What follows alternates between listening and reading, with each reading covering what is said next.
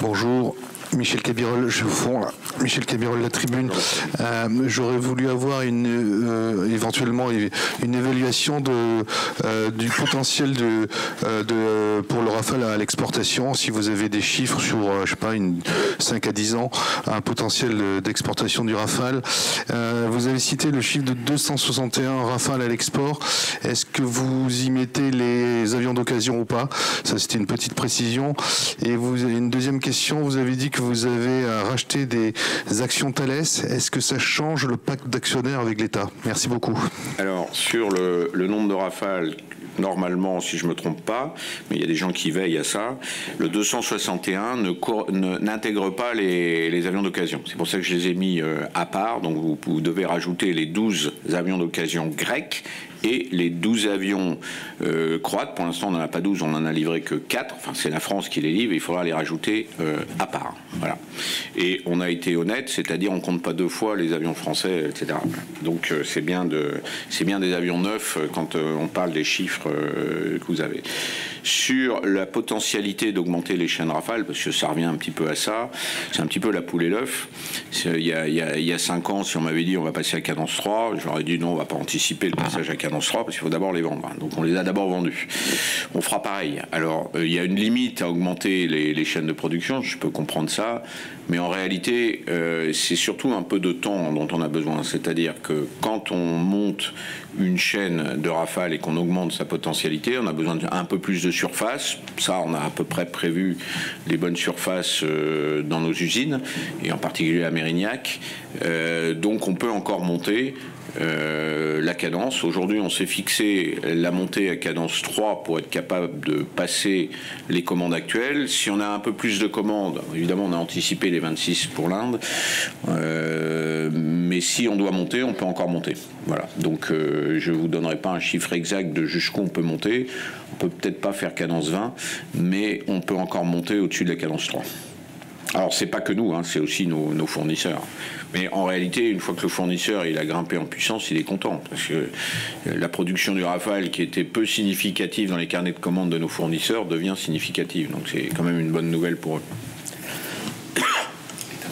Attendez, la troisième question, c'est Thales. Non, évidemment, on a racheté des actions de Thales tout en restant dans le pacte, c'est-à-dire on a 2 écueils, on reste dans le pacte, ça c'est facile, et on ne passe pas au-dessus des chiffres magiques qui nous obligeraient à l'OPA. On n'est pas en train de faire une OPA sur Thales, je rassure, non pas vous, mais l'État. Merci. Bruno Etchenik, j'ai 4 questions. Est-ce que je les pose d'affilée ou... Je prends le stylo, là. Il y en a qui vont être très courtes. Donc, en mettant de côté les effets de l'inflation, est-ce que l'augmentation de cadence a une incidence sur les coûts de production et de vente du Rafale, à la hausse ou à la baisse? Également, vous avez dit qu'il pourrait se passer des choses en Inde. Donc j'ai 2 questions par rapport à ça. Est-ce que la prise de contrôle de DRAL à 100% par Dassault est quelque chose qui va se faire ou non? Et dans le cas d'une vente d'un MMRCA 8.0 peut-être, est-ce qu'il est prévu une chaîne de production supplémentaire puisse aussi soutenir l'industrialisation en France pour filer un coup de main sur la supply chain? Question très facile, il y a beaucoup de personnes qui font l'amalgame entre la montée en cadence de production et la livraison du fait du délai de fabrication. Pour faire simple, à partir de quand verra-t-on 2, 3 ou 4 Rafales sortir par mois de Mérignac? Et dernière question, il y a un rapport allemand qui est sorti récemment qui met en cause Dassault dans les retards liés à l'Euromal. Et je voulais savoir si vous avez un commentaire à faire à ce sujet. Moi, j'ai compté 5 questions, mais c'est parce que j'ai pris note. Hein. Ouais, c'est ça.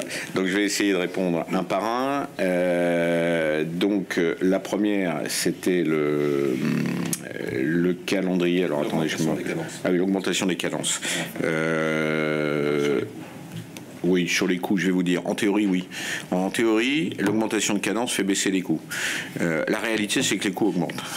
Alors vous allez me dire, mais vous n'êtes pas bon. Bah oui, on n'est pas bon parce que tout augmente à cause de l'inflation.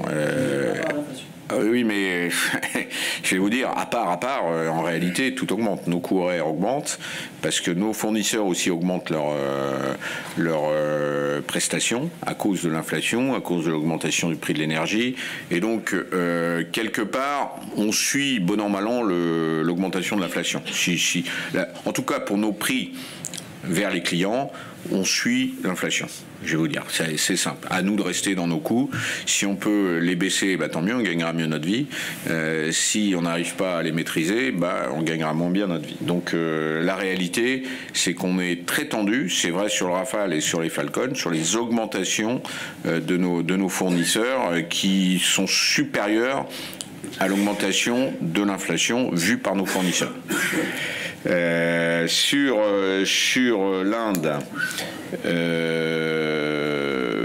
oui, on va avoir des avec DRAL peut-être un rachat d'un certain nombre d'actions. Parce que si vous voulez, pour passer aux étapes d'après, comme on a fait une JV, il faut augmenter le capital. Quand vous montez en puissance, il y a un moment donné, il faut un petit peu plus de fonds propres. Comme il faut un peu plus de fonds propres, on monte au capital.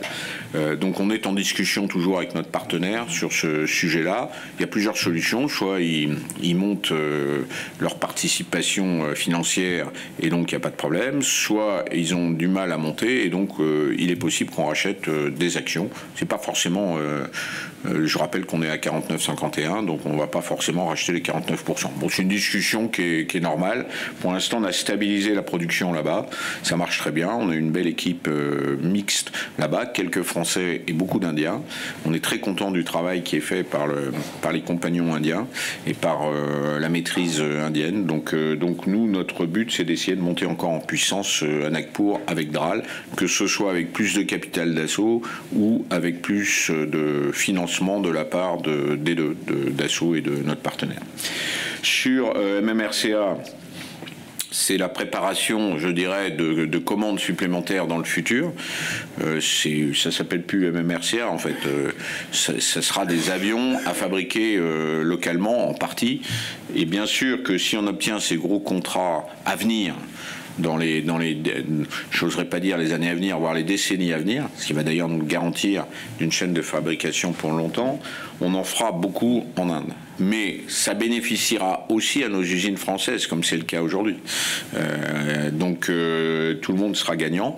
C'est simplement qu'il faut petit à petit monter en puissance en Inde, comme je l'ai dit dans la présentation. Le quatrième sujet, c'était... oui, nous sommes pratiquement à cadence 3 dans nos usines amont. Donc par exemple à Seclin où on fait les pièces primaires, là on augmente la cadence. C'est pas toujours facile parce que on fait à Seclin aussi, on aide aussi la supply chain à fabriquer des pièces primaires et donc on prend aussi du travail supplémentaire. Mais ils sont en train de passer à cadence 3. La cadence 3 à Mérignac arrivera plus tard. Elle arrivera dans 1 an ou 2. Voilà. Et on va passer par un palier cadence 2. Vous voyez, on a une guidance à une vingtaine d'avions Rafale. 20 c'est cadence 2. Hein. C'est 2 par mois. On compte 11 mois, ça fait 22. C'est ça. Donc on est en train de matérialiser le passage à cadence 2. Compte tenu des difficultés qu'on a avec notre supply chain, c'est déjà un beau challenge. Et on passera à cadence 3 pour faire face aux livraisons qui viendront les années d'après où ça monte au-dessus de 22. Et le dernier point, c'était le mal. Alors le mal, c'est pas le bien. Alors donc on a avec Airbus des discussions qui sont inversées par rapport à d'habitude. On a l'habitude d'être un maître d'œuvre.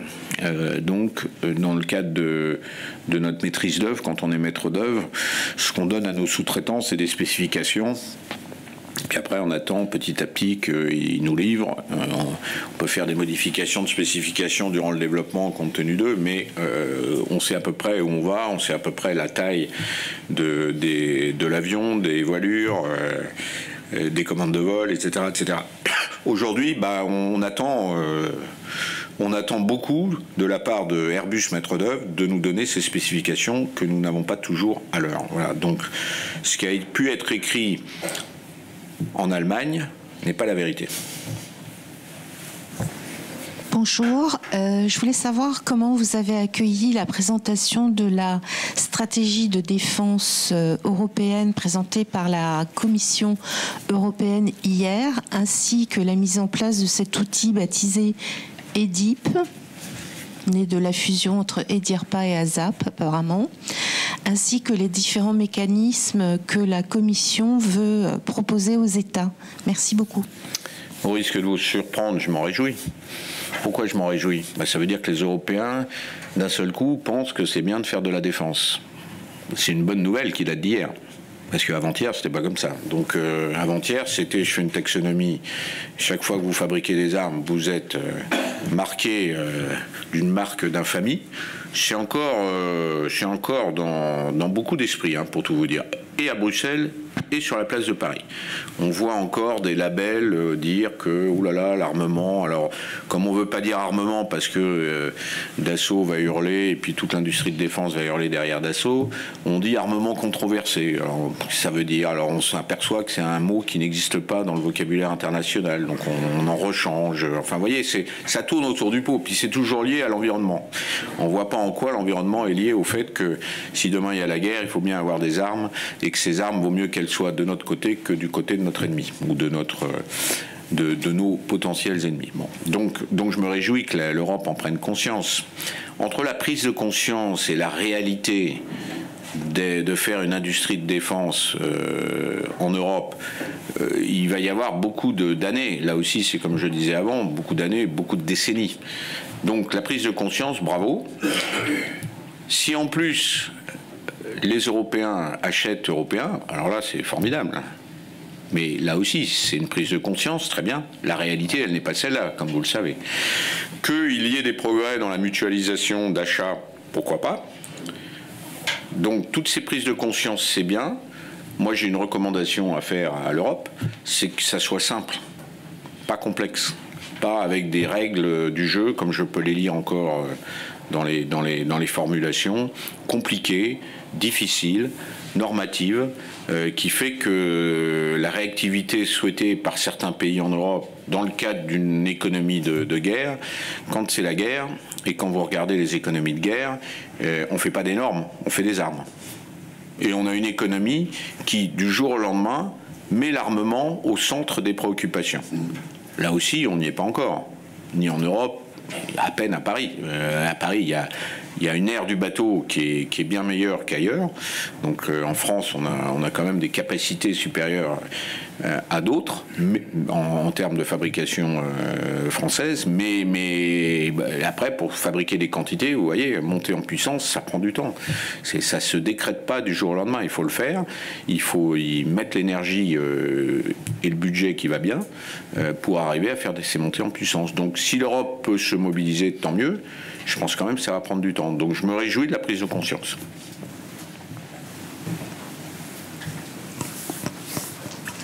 Bonjour, vous avez dit que vous aviez vendu moins de Falcon cette année, enfin en 2023. Ça dit quoi de l'état du marché de l'aviation d'affaires?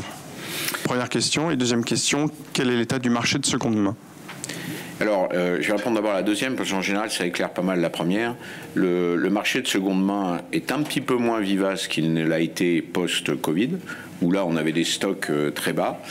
Là, les stocks d'avions d'affaires de seconde main à la vente sont remontés, ce qui prouve que le marché est un petit peu plus rétréci. Sur le marché des avions neufs, je dirais que notre cas est un petit peu particulier. Premièrement, ça vend pas mal aux US, en tout cas en 2023, comme je l'ai dit, un peu moins en Europe. Ça peut être le résultat aussi d'une certaine inquiétude en Europe, alors que si vous voyez d'un point de vue économique, les États-Unis, ils sont à fond, ils sont à fond, ils sont au plein emploi, ils sont en surchauffe. C'est d'ailleurs pour ça que c'est pas facile de lutter contre l'inflation, etc., etc. En Europe, c'est plus contrasté, on va le dire comme ça. Vous voyez que certains pays sont rentrés en récession, d'autres sont juste en limite, d'autres sont très endettés. Je ne citerai pas lesquels. Il va falloir qu'ils fassent une politique, non pas de rigueur, mais en tout cas d'économie. Donc tout ça crée une ambiance un petit peu plus contrastée qui peut-être incite moins à investir en achetant des avions dans cette partie-là du monde. L'Asie, c'est attend principalement notre futur avion, le 10X, parce que l'Asie c'est loin de tout. Et d'ailleurs, si vous comparez avec nos amis de Bombardier et de Gulfstream, ce qu'ils vendent beaucoup, c'est les avions tout en haut. Hein. Ils vendent beaucoup de Global 7005, ils vendent beaucoup de G650 et de G700. Alors ils les vendent, mais aussi ils attendent la certification. Le G700 est pas encore certifié. Ça prend beaucoup plus de temps que prévu à nos concurrents Gulfstream. Mais c'est là qu'il y a beaucoup de ventes. Donc on n'y est pas encore. On y sera bientôt. Il y a quelques ventes bien sûr de 10X, mais c'est quand même 2027, c'est encore pas tout de suite. Et sur certains marchés, si vous n'avez pas l'avion disponible pour les 18 mois qui viennent, les gens attendent. Donc on arrivera à ce moment-là à remonter nos ventes quand le 10X sera opérationnel. Le 6X, on l'a pris dans les carnets de commandes, mais il arrive seulement maintenant. Donc petit à petit, par exemple sur le marché américain, on pense que le 6X va, maintenant qu'il est opérationnel, qu'il a fait ses premiers vols, que les clients peuvent voler avec sur l'avion de démonstration, ça va générer de meilleures commandes. Donc en 2023, on était dans l'attente de cette nouvelle gamme. Voilà. Donc on est un peu en retrait par rapport peut-être à d'autres quand on se compare. Encore faut-il bien se comparer avion égal à égal. Nos concurrents ont une gamme plus large. Ils partent du très petit, ils vont jusqu'au très grand. Nous, on parle du 2000, qui est quand même 4000 nautiques, donc qui élimine beaucoup d'avions que les autres font et que nous ne faisons pas. Et on ne va pas encore aux fameux 7500 nautiques, voire un peu plus, dans l'ultra long range, puisque le 10X est en développement. Donc quand on se compare uniquement sur ce segment-là, en réalité, on se compare un peu mieux. On a toujours été troisième de la bande en termes de quantité. Ça a toujours été notre positionnement. Donc, on préférait avoir un peu plus de ventes. On en a eu beaucoup plus en 2022. 2022, je rappelle, on a eu 65 ventes. Donc voilà, c'est les années plus, les années moins. Quand l'économie va bien, on vend mieux. Ça veut dire que l'économie en Europe a été un peu moins bien en 2023. Et puis on a quand même le marché russe qui a disparu. Donc c'était quand même aussi 10% de nos clients. Merci bien. Bonjour Bernard Bertucco-Vandame, Presse Agence Côte d'Azur. J'ai quelques questions s'il vous plaît. Au niveau des difficultés de la chaîne d'approvisionnement, la supply chain, la part entre la partie structure et la partie motorisation, s'il y a un rapport quelque part, au niveau du transfert de techniques et technologiques dans le Make in India, est-ce que vous prenez des précautions de sécurité sur votre cloud souverain à ce niveau-là? J'arrête là, j'ai encore 2-3 questions.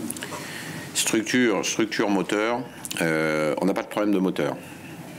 C'est facile à dire maintenant, j'aurais pas dit ça il y a quelques années. Tant mieux, ça, on progresse. Non, les moteurs, c'est difficile pour eux aussi, les motoristes, parce qu'ils ont eux-mêmes leurs problèmes de supply chain. Pratt & Whitney nous le dit, ils ont beaucoup de difficultés. Pour l'instant, ils livrent, je dirais pas qu'ils livrent à l'heure compte tenu de ce qu'on demande, mais ils ne mettent pas en retard les avions qu'on a à livrer. Donc c'est vraiment l'aérostructure qui nous met en difficulté. Donc tous les grands du domaine que vous connaissez, GKN, Latécoère, Daher, 3A, je dois en oublier un certain nombre, mais c'est vraiment ceux-là qui sont en retard. Et en retard de telle sorte que ça nous met vraiment, nous, en retard. Donc c'est là que notre attention se concentre en termes d'approvisionnement, donc de bien programmer quand est-ce qu'il faut qu'il soit à l'heure et les soutiens qu'on peut leur apporter. Sur l'Inde, nous faisons des transferts de fabrication.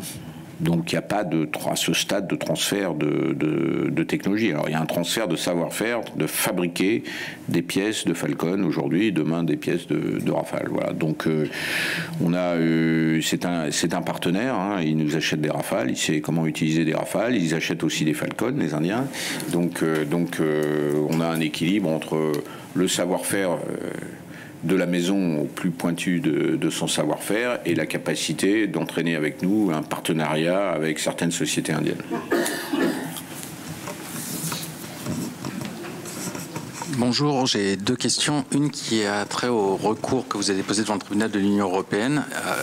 Quand est-ce que ça remonte et est-ce que vous l'avez déposé en tant que Dassault Aviation ou au sein d'un consortium ou avec Airbus, par exemple? Et la deuxième question a trait au remplacement à venir des avions AWACS de l'armée de l'air. Le président Macron est allé en Suède et on a commencé à esquisser d'éventuelles coopérations avec Saab. Le cas échéant, est-ce que vous seriez prêt à développer une plateforme basée sur le 10X ou autre pour ce futur système? Le recours, c'est nous qui sommes devant. Je ne crois pas qu'on soit dans un consortium. Mais on a eu dans nos discussions et nos réclamations vis-à-vis de la Commission, avec nous, Rolls par exemple, qui est le fabricant des moteurs du 10X et qui est basé en Allemagne, comme son nom ne l'indique pas forcément. Nous avons Safran pour des raisons de normes de bruit. Nous avons l'aviation générale, d'AER par exemple, qui nous soutient, et un certain nombre d'autres sociétés. Mais c'est nous qui portons le recours parce que voilà, on est la grande société de l'aviation d'affaires en Europe. Je rappelle quand même que dans les règlements de la Commission européenne, qui m'a été expliqué par la commissaire en charge des transports, si vous volez avec du SAF, vous êtes dans la taxonomie. Si vous fabriquez des avions capables de SAF, vous n'êtes pas dans la taxonomie. Quand je lui ai posé la question de savoir quelle était la logique, elle n'a pas répondu. Donc vous voyez, il y a, je pense, un trou dans la raquette du côté de la Commission. On va essayer d'exploiter ce trou dans la raquette. Si c'est juridique, on pense qu'on va y arriver. Si c'est politique, là, c'est autre chose. Mais je n'avais pas compris que la Commission devait faire de la politique. Il y avait une autre question, non? C'était oui, alors d'abord Saab, on a un profond respect pour cette société qui fait des avions, qui les conçoit, qui les fabrique, qui s'appelle le Gripen aujourd'hui. On a eu une excellente coopération dans le cadre du Neurone, sur le drone, dans laquelle on a vraiment bien travaillé avec eux. Nos équipes ont gardé un très bon souvenir de Saab. Si la France et d'autres pays étaient intéressés pour avoir un 10X AWACS, on est tout à fait prêt à en discuter. On a abordé le sujet avec nos amis de Saab. Bon, il reste à bâtir ou pas un programme. C'est pas simple, un AWACS à faire. Donc eux sont plutôt les spécialistes du radar dans le domaine. Donc ils vont travailler aussi très certainement avec nos amis de Thales. Et puis après, faudra choisir un avion. Donc s'il faut qu'on soit concurrent, on le sera avec plaisir. Et surtout s'il faut travailler avec Saab, on le fera avec grand plaisir. C'est vrai pour un 10X AWACS, c'est vrai pour tout autre sujet. Je pense que les Suédois sont des gens avec qui on peut très bien s'entendre.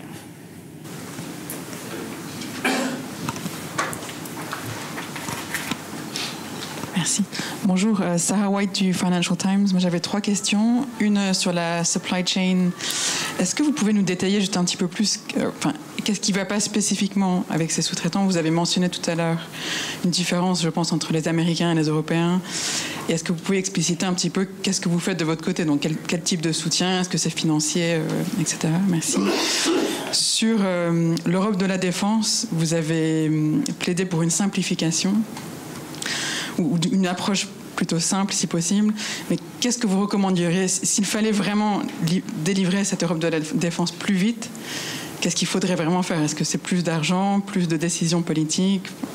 Merci. Et dernière question, je ne sais pas si je l'ai raté, mais quels seraient vos recrutements nets cette année? Donc si on prend en compte les départs et les recrutements. Merci. Je prépare le chiffre. Sur la supply chain, il y a plusieurs types d'aides qu'on apporte à notre supply chain. Premièrement, c'est ce que je dis est factuel, c'est-à-dire qu'aujourd'hui, il n'y a pas de société américaine ou canadienne avec qui on a l'habitude de travailler qui nous mettent en retard sur nos livraisons. Il y a des sociétés françaises ou européennes. La GKN est une société qui nous a mis en difficulté sur le 6X parce qu'ils avaient fait un choix de sous-traitant loin de Grande-Bretagne et loin de France, et on a été obligé de reprendre. Donc on reprend, ça veut dire que ça nous coûte, ça veut dire qu'on trouve un autre partenaire en France, en l'occurrence, je crois, Pothèse, et il faut refaire une certaine industrialisation et il faut remettre en place les équipes. Tout ça est fait en accord avec GKN. Donc c'est un travail où on met de l'argent, où on met des équipes d'industrialisation, des équipes pour lancer la chaîne, et où on est obligé de soutenir celui qui va fabriquer, qui est le nouveau fabricant de telle ou telle pièce. Donc c'est un gros effort humain et financier.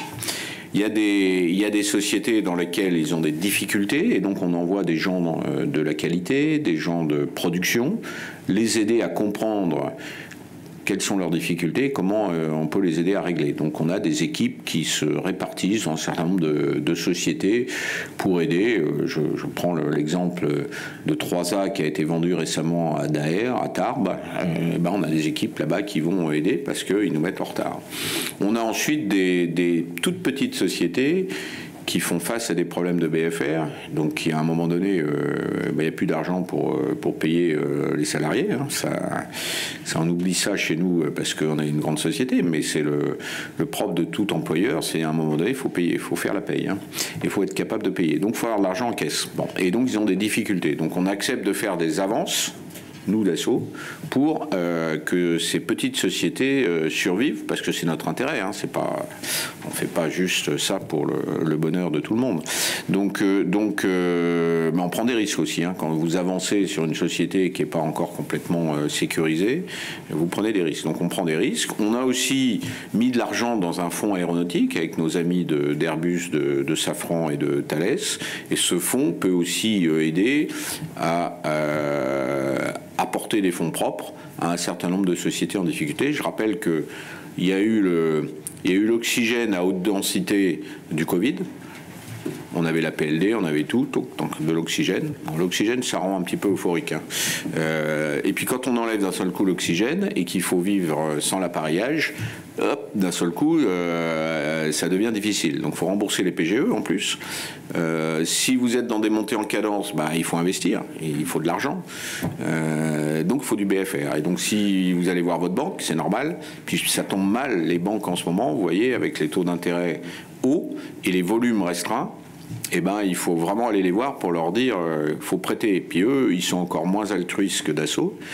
Et ils disent mais attendez, je ne peux pas prêter à quelqu'un qui est en train de s'écrouler. Donc, vous voyez, c'est le cercle infernal de la petite société qui a du mal, etc. Donc on aide, mais de toutes les manières, il y a des sociétés qui vont disparaître. Le problème des sociétés qui vont disparaître, c'est la vie de tous les jours avant Covid. Il faut se réhabituer à vivre comme avant le Covid. Ces sociétés qui vont disparaître, faut être capable de fabriquer ou d'approvisionner avec des sociétés autres. Et nous, compte tenu de nos fabrications, on n'a pas double source, triple source, quadruple source sur toutes nos pièces. Donc il faut être très en anticipation pour y arriver.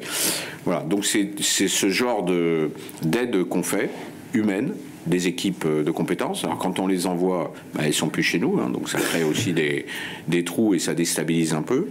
Et des aides financières de toute nature, soit en abondant des fonds, soit en faisant des avances de paiement pour les aider à passer la fin de mois. Sur le net 2023, nous sommes à plus 1200. Donc c'est 2024, pardon. 2024. Voilà. Donc les 2000 qu'on prévoit d'embaucher, on anticipe un départ de tant de personnes, et ça devrait être 1200 en net. Donc on est bien en progression de personnel dans le groupe. C'est vrai ici en France, hein, c'est vrai aussi aux US. Parce qu'on a aussi... alors aux US, le phénomène est différent. En France, on a préservé nos employés, nos salariés pendant le Covid grâce à l'APLD, je rappelle. Aux États-Unis, il n'y avait pas d'APLD, donc beaucoup sont partis. Ça a été difficile de les reprendre. Donc on a eu des problématiques d'embauche aux États-Unis. Et je vous rappelle qu'aux États-Unis, c'est le plein emploi. Quand vous êtes dans l'Arkansas à Little Rock, je crois que le taux de chômage, Dixit, la gouverneure que j'avais rencontrée, c'est 2,3%. Donc, et elle continue à dire mais on fait venir du monde. L'avantage aux États-Unis, c'est quand vous créez une entreprise ou vous créez de l'emploi, les gens viennent. Ils viennent de partout des États-Unis. En France, vous créez à tel endroit, et puis d'un autre endroit, il y a du chômage, ça bouge pas. La mobilité est difficile.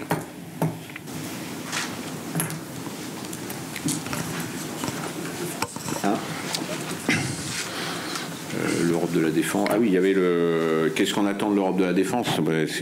C'est freudien, j'avais pas envie de répondre. Écoutez, on attend de quelque chose de pragmatique, de réaliste. Et moi, je crois qu'aujourd'hui, il faut s'appuyer sur les États. Les États ont un savoir-faire.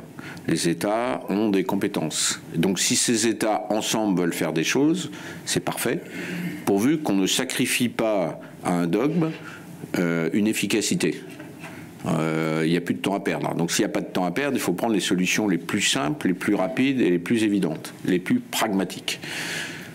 Je crois quand même qu'aujourd'hui, si on devait faire la guerre demain, ce que je n'espère pas, mais j'écoute aussi les déclarations des uns et des autres, c'est quand même l'OTAN qui est devant, en termes d'efficacité militaire.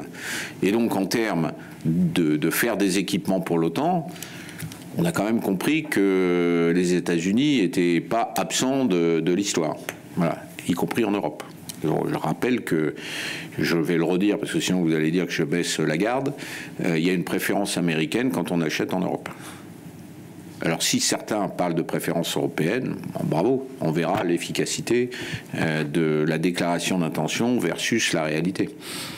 Après, il faut que l'outil de défense européen, qui n'a pas été prévu pour ça, puisse monter en puissance. Ça, c'est bien une des questions du moment. C'est vrai en France, c'est vrai un petit peu partout en Europe. Hassan Medad de l'usine Nouvelle, 2 questions sur la supply chain, une question sur la taxonomie. Concernant la supply chain, est-ce que la supply chain Rafale est moins touchée, moins exposée que la supply chain Falcon? Et vu les problèmes dans ce domaine-là, est-ce que vous êtes tenté de faire plus appel à votre filiale indienne pour compenser les filiales, pardon, indienne. Concernant la taxonomie, est-ce que vous pouvez nous dire quel est l'enjeu d'être ou de ne pas être, de faire partie de cette taxonomie pour votre branche aviation d'affaires? Alors, sur le Rafale, on a des difficultés aussi, hein. On va pas les masquer. Mais c'est plus facile. Pourquoi c'est plus facile? Parce que vous n'avez qu'une chaîne de fabrication. Qu'on fasse un Rafale pour la France ou un Rafale pour l'export, c'est la même chaîne. Les gens font la même pièce, à peu de choses près. Donc, quand on a une difficulté, on concentre nos efforts et on règle une difficulté. Deuxièmement, on livre nos avions à Mérignac, on ne les livre pas à Little Rock comme sur les Falcon. Donc là, c'est une difficulté complémentaire, non pas de la faute de Little Rock, mais de la faute que quand on est en retard sur un avion basique, c'est-à-dire non équipé de toute la completion, on le laisse pas partir. Enfin voilà, ça crée une difficulté supplémentaire et les rattrapages sont pas au même endroit, donc c'est plus compliqué. Donc c'est plus facile sur le Rafale de se concentrer pour qu'à la fin on ait toutes les pièces. La supply chain indienne aujourd'hui ne nous aide pas particulièrement dans la réalité de la vie de tous les jours. Ce qu'on espère, c'est que demain elle puisse contribuer effectivement à cette montée en puissance. Et la taxonomie, elle ne nous affecte pas trop, nous, Dassault, parce qu'elle affecte les outils financiers. Donc les fonds qui font, par exemple, qui mettent des critères et qui disent, si vous n'êtes pas dans la taxonomie, on va pas vous aider, on va pas rentrer dans votre capital, on va pas vous octroyer des prêts. Donc c'est là que ça va être difficile, c'est pour notre supply chain. Notre supply chain avion d'affaires, mais aussi notre supply chain militaire, parce que même si c'est pas la taxonomie environnementale et qu'il n'y a plus de taxonomie sociale, vous voyez, c'est pas très loin. Et certains font le mélange des deux en disant oh là, on sait plus trop ce que veut Bruxelles ou pas dans la taxonomie, puis la taxonomie sociale ou la taxonomie environnementale, on comprend rien. Pouf, on exclut la défense et on exclut l'aviation d'affaires. Donc c'est ça le risque. Il faut dire haut et fort que premièrement, on devrait avoir des bons points si on est dans la défense. Moi, je trouve que, honnêtement, ça devrait se dire partout, au plus haut niveau, et pas qu'au ministère des Armées. Eux, ils le disent, bien sûr, mais aussi à Bercy. Je ne l'entends pas toujours à Bercy. Donc, je sais que vous allez relayer, donc ils vont m'appeler pour me dire que je raconte des bêtises. Honnêtement, je sais que j'en raconte pas. Donc, c'est juste l'exagération légère du trait pour sensibiliser. Ça, c'est pour la défense, pour la taxonomie qui, soi-disant, n'existe plus. Et deuxièmement, sur l'aviation d'affaires, j'espère bien que notre cours va aussi faire comprendre que le but n'est pas de ne pas travailler sur l'environnement, mais c'est de ne pas faire une stigmatisation politique sur des gens qui travaillent à leur futur et en particulier à l'environnement, mais qui ont des besoins. L'aviation d'affaires, c'est pas simplement la caricature du gars qui a beaucoup d'argent et qui part en vacances je sais pas où. C'est 90% de vols qui sont du business. C'est-à-dire des gens qui ont besoin d'aller à tel endroit, qui ensuite vont à un autre endroit qui est pas loin et qui font ça en un temps beaucoup plus optimisé et qui optimisent leur voyage de manière beaucoup plus efficace pour arriver à faire fonctionner et à mettre leur société au meilleur niveau par rapport à leurs fournisseurs, leurs clients, leurs partenaires, etc. Il faut bien comprendre ça. Il n'y a que ici en France qu'on est obligé de l'expliquer. Ailleurs, vous n'avez pas besoin de l'expliquer, c'est connu. Donc d'ailleurs en France c'est aussi connu, hein, mais il y a des gens qui... Et d'ailleurs c'est le nom aviation privée. Qu'est-ce que ça veut dire aviation privée? Ça ne veut rien dire. Ça n'a pas de sens de dire aviation privée. Quand vous avez une société privée qui fait de l'aviation commerciale, on l'appelle aviation privée ou aviation commerciale? On l'appelle aviation commerciale. Donc ça veut dire quoi aviation privée? C'est uniquement pour stigmatiser le fait que ça serait des privés qui utilisent l'avion d'affaires. Mais non, c'est les sociétés principalement, voire des gouvernements. Il y a 10% de gouvernement à peu près. Merci. Pierre Tran, indépendant. Vous avez dit plutôt content avec les résultats financiers de Thales.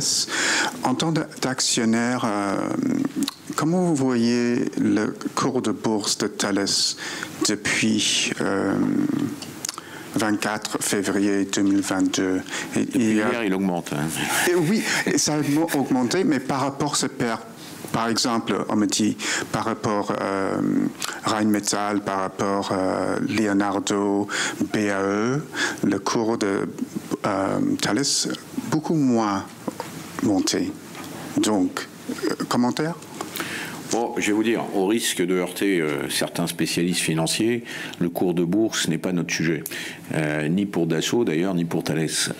On est content que le cours de bourse, depuis qu'on est rentré dans Thales, ait skyrocketé. Ça, effectivement, je pense qu'on a fait un bon investissement en réalité, d'autant que ça nous sert des dividendes et qui contribuent à notre net, donc tout le monde est content. Mais nous sommes dans Thales, de la même manière que la famille Dassault est dans Dassault, sur du long terme. Et donc sur du long terme, le cours de bourse n'a que peu d'importance. Il a de l'importance si on le lisse sur plusieurs années. Sur plusieurs années, ça progresse bien. Si finalement votre question c'est de dire que ça pourrait être mieux, bah, ça veut dire qu'on a un potentiel d'évolution, donc c'est une bonne nouvelle d'être dans Thales. Donc dans tous les cas, vous voyez, c'est... Alors pourquoi c'est pas aussi haut que ça devrait l'être? Ah, ça je sais pas répondre, hein. Les analystes sont bien meilleurs que moi sur le sujet. Moi je suis dedans. À 25% à peu près, un peu plus, 26 maintenant, puisqu'on a réaugmenté. On est très content d'être à 26% dans Thales. On a un bon capital, on n'a pas prévu de le vendre, donc le cours de bourse nous importe que peu, puisque c'est celui qui a envie de vendre ou d'acheter qui est... Alors oui, on a acheté là, donc si vous me dites que c'était... en dessous, ça veut dire qu'on a eu raison d'acheter. Il faut toujours acheter à la baisse, vous savez bien. Donc on a eu raison de racheter quelques actions Thales. Maintenant, on est au max. Et puis voilà.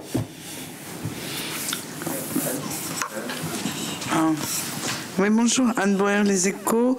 Une petite question d'actu sur l'Arabie Saoudite. Est-ce que vous négociez toujours ou est-ce que la levée du veto allemand renvoie la question aux calendes grecques, si je puis dire?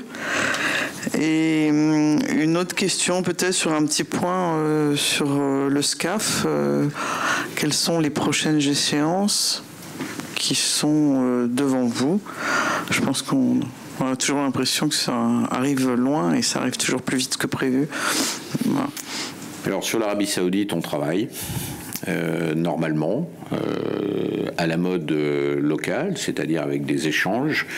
On a des échanges avec les forces armées, puisque l'achat d'un avion de combat, c'est d'abord et avant tout d'être sûr que l'avion est bon.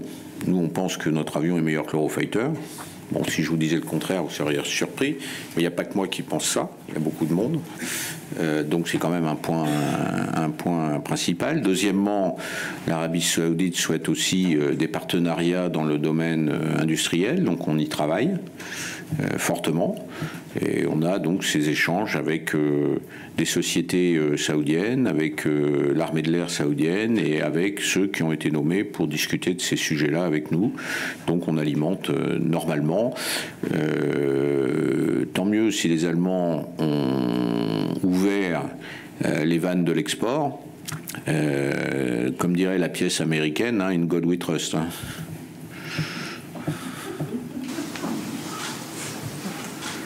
Sur la deuxième question, c'était le SCAF, oui, là aussi c'est freudien. Oui, ça va vous paraître très long, mais enfin développer un avion de combat c'est toujours assez long, développer un démonstrateur c'est long, le faire à plusieurs c'est encore plus long.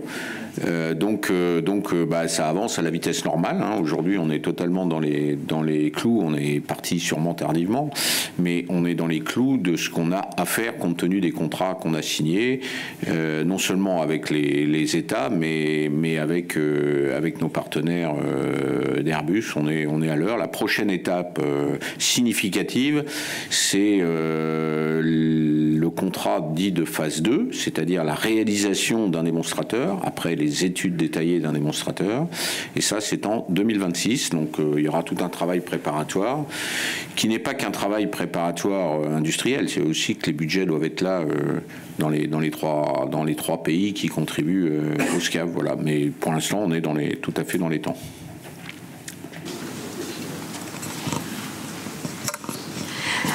Christina Mackenzie de Breaking Defense. Je reste sur votre sujet préféré, le SCAF. Je voulais juste savoir s'il y a eu une évolution dans le rapprochement éventuel avec Saab. Non, à ce stade, non.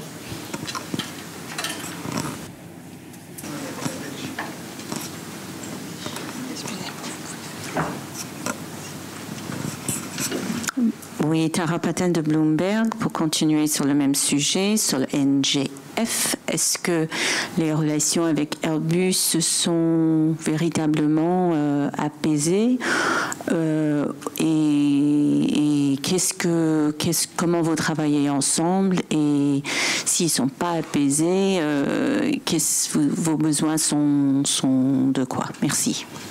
Écoutez, on travaille avec Airbus de manière, je ne sais pas ce que veut dire apaisée, mais normale, je vais le dire comme ça aujourd'hui, dans le cadre de la phase 1B. On verra dans la fabrication de la phase 2 si les relations sont apaisées pour faire la suite, comme elles l'ont été à la veille de signer la phase 1B, où ça a été un petit peu compliqué. Donc pour l'instant, oui, on est entre deux phases de négociation, donc on réalise. Comme là, on a le leadership, on travaille selon les méthodes d'assaut, il n'y a pas de problème, ça avance. Et puis, ceux qui arrivent à suivre la course la suivent, ceux qui n'y arrivent pas, c'est pas grave. Donc on est vraiment dans l'efficacité. On verra si pour la phase 2, on arrive à trouver les bons accords avec eux. Ça sera step by step. Hein. Il n'y a pas de... Donc il n'y a ni de... Et pour répondre à la question, c'est pas une relation apaisée, c'est une relation normale. Et dans toute relation normale, soit on arrive à trouver des accords, soit on arrive à travailler ensemble. Là, on arrive à travailler ensemble, on a réussi à trouver des accords, c'est normal.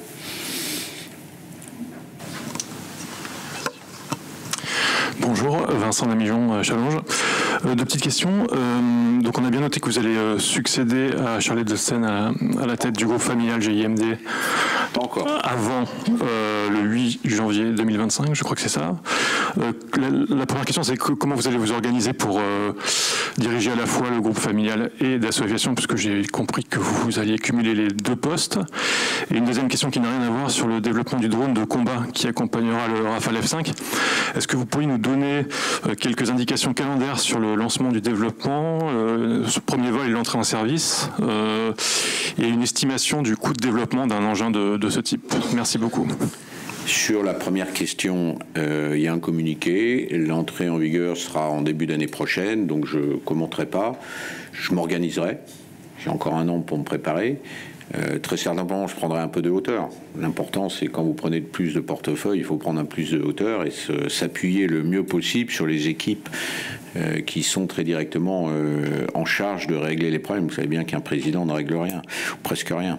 Donc voilà, on aura la réponse à la question dans un peu moins d'un an. Sur la deuxième question,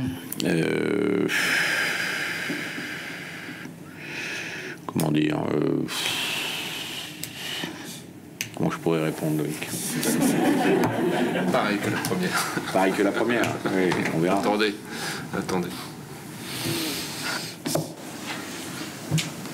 Je sais que vous avez les réponses, donc vous reprécisez la question pour voir si je peux répondre à une précision de la question. Je la reprise. Vous attendez une commande de la DGA en 2025, vous avez dit, pour la version F5, avec drone de combat.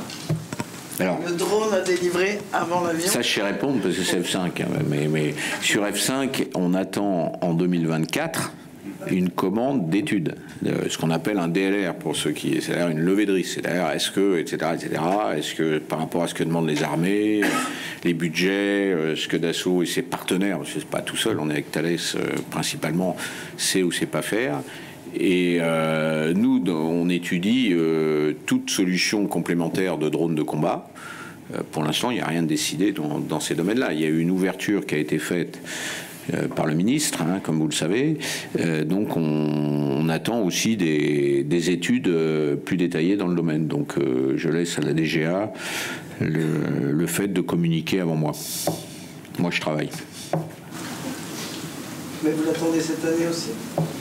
Le plus tôt possible.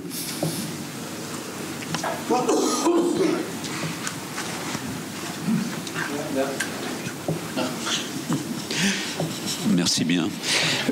Oui, je reviens à ce que vous disiez tout à l'heure sur l'OTAN. Un petit rappel quand même avec l'hégémonie américaine dans l'OTAN. Il faut se souvenir du petit malheur que nous avons eu avec le F1 par rapport au F-16. Ça serait bien de s'en souvenir. L'autre question, retour sur la plateforme 3D Experience et éventuellement le problème de cadencement que vous allez avoir entre le transfert industriel de l'usine Argenteuil sur Cergy, s'il vous plaît. Côté 3D Experience, il n'y a pas de problème. Le transfert est immédiat. Il suffit de rebrancher les ordinateurs. Alors, il faut qu'il y ait de l'électricité et que ça marche, mais il n'y a pas de sujet particulier. Là, ça, c'est notre outil numérique n'est pas lié à son implantation physique. Donc, il y a aucun problème de transfert entre Argenteuil et Cergy d'un point de vue purement outil numérique. Et c'est plus physique. Et il faut mettre en place les machines, transférer les équipes petit à petit sans perdre trop de temps et fermer proprement Argenteuil. Voilà. Sur le F1, malheureusement, je suis encore très jeune, donc j'ai pas connu, mais je connais mon histoire. Ce qui m'inquiète plus, c'est ce qui se passe sur le F-35. C'est plus récent. Et je vois bien que les pays d'Europe, même la Tchécoslovaquie, vous voyez, qui achète des F-35. Donc la Belgique achète des F-35. Les Pays-Bas ont acheté du F-35. Les Allemands ont acheté du F-35, certes avec des bonnes raisons ABCD.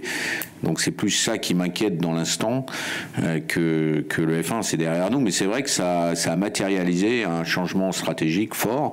Les Européens achètent américains. Je ne veux pas répéter à l'infini ce que j'ai déjà dit, sauf ceux qui devaient acheter de l'Eurofighter, puisque c'est aussi européen l'Eurofighter, j'ai pas de problème. Mais apparemment, ceux qui ont développé l'Eurofighter achètent aussi des F-35. C'est en tout cas vrai de l'Italie, de l'Allemagne et de la Grande-Bretagne. C'est pas encore vrai de l'Espagne. Donc oui, on est inquiet. C'est pas une hégémonie. Moi, je pense que les Américains jouent leur partition sans état d'âme. Il faut simplement que par rapport à la prise de conscience dont on parlait tout à l'heure, il n'y ait pas d'état d'âme européen. Je crois qu'il y en a quand même. Il y avait le retour de la plateforme 3D Experience. Très bonne. très bonne, on est très content. Comme toute nouvelle plateforme, il faut la tester, l'utiliser, mais là pour le 10X, on l'utilise parfaitement et on souhaite la généraliser à tous nos avions dans le futur, au fur et à mesure. Elle offre beaucoup plus de possibilités, elle offre une capacité de portage des logiciels non Dassault Systèmes sur la plateforme Dassault Systèmes. Donc pour nous c'est important parce qu'on a nos propres outils Dassault Aviation de conception et donc ça se marie bien avec cet outil généraliste et on peut continuer à utiliser nos propres outils ou d'autres outils qui viennent d'autres plateformes, donc en privilégiant bien sûr les outils Dassault Systèmes.